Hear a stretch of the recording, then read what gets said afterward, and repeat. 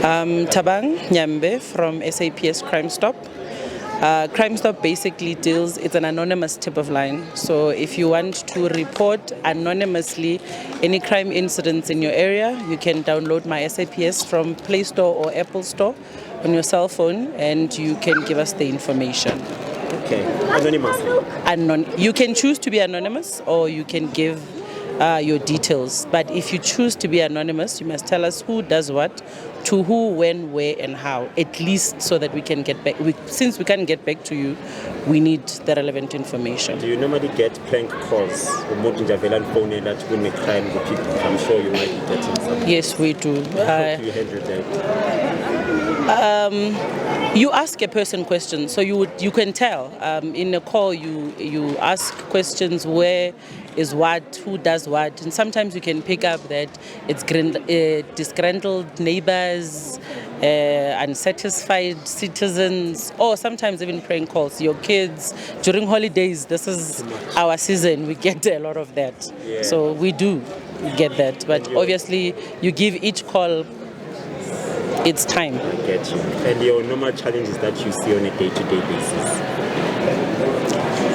Because we don't investigate our own cases, we get cases from members of the public and we give them out to different units or police stations. Sometimes we either struggle to get hold of police stations, or two, the information that we receive from members of the public is not sufficient for us to investigate. So you must tell us who does what, to who, when, where, and how, especially if you choose to be anonymous. Educate me. From the time, this is me ignorant. Mangfuna my case to be resolved quickly. Maybe I witness a crime and I want to report it. Which line is the quickest? Because I only know 10-1. I don't know if it still works. Okay, maybe let me distinguish. 10-1 is an emergency. Each province has its own 10-1. So if you're in Gauteng and you call 10-1, it goes to Midrand. 08600 10-1 is only one, based in Pretoria. We service the whole country. So when you give us information, it will depend on the type of information that you give us. Obviously, because you choose to remain anonymous, it's not easy for the police to just come rock up and arrest. So if you give us information, drugs or whatever related, we'll send out someone, they stake out the place only when they feel that it is sufficient enough, then they can make their own arrest. So the stations or the units will then take the information and carry the process accordingly. Okay. So with the technology, I'm sure things are now simple for you guys. So what have you observed with the coming in of the technology, the evolution from where the things were until now? I think with social media has made a whole lot of things easier. That's why we now have an app. It was, I think, launched about 3 years ago. It has made things easy. People don't want to go to police stations.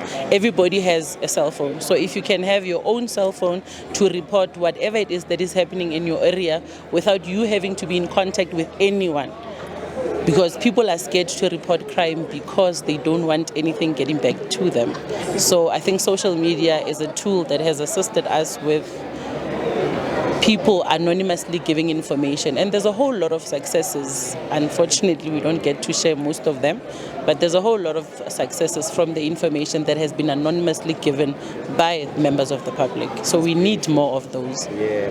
And normally what's the turnaround time? So if I report a case maybe today? I can't give you a turnaround time, particularly because from a Crime Stop perspective, when I receive something on the app, we respond to it within an hour to send to the relevant units.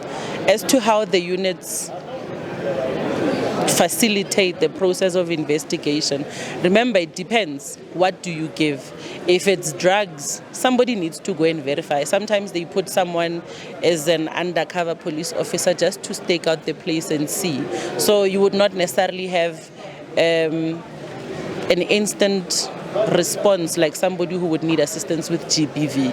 So with GBV, obviously, if for some reason it comes to us, it's not what we deal with, but because it's an emergency. But if it comes to us, then we take it to 10 Rep 1, who would dispatch a vehicle immediately.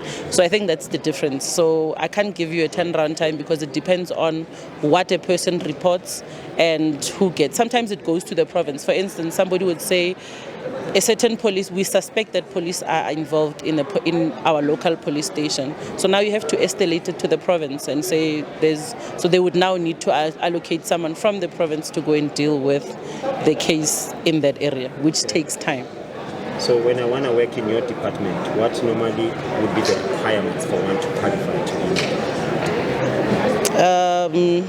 I think it was metric and an NQF's level 6, but all members for Crime Stop are required to have a psychometric assessment like when you do your basic training in SAPS, you are required to do an assessment just to see that you can obviously there's a whole lot of pressures. You need to analyze what you receive, and so that you can decide where, depending on the merit of the case, where do you take it. I guess I want to debunk the myth that says you need a connection. So if there's an assessment of some sort, at least you're disqualifying that myth. Yes. Advertisements would be put out like for everyone else. If you qualify, you apply, and it takes the normal recruitment process. I know this is currently in the media because I think the national spokesperson spoke about it this morning. I'm not sure what happens at the recruitment process, but they are advertised externally, and then you do the assessment. When you qualify, then you do the interview. After the interview, then. Okay. Yeah. Well, thank you very much for your time. Thank you very much.